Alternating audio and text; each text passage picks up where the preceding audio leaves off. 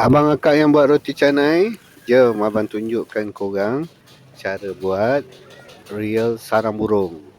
Okay, real sarang burung ni, abang akak yang buat roti canai kan tanya ni, roller ni kan. Hari tu abang tak buka beg kuning, hari ni abang buka beg kuning. Korang kena ada ni, roller ni. Kan? Ada roller ni, korang boleh buat roti kirai, boleh buat real sarang burung.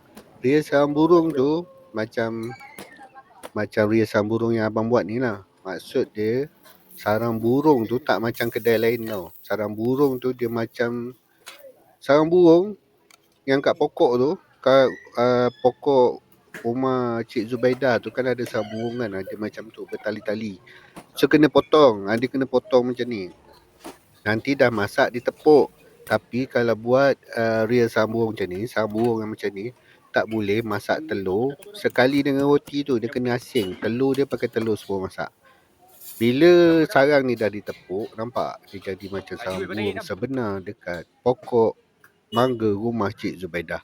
Nampak tak ni? Dia kena pakai telur macam ni. Baru jadi. So korang yang nak buat menu macam ni, beg kuning ada abang dah sediakan. Okay, thank you. Bye bye.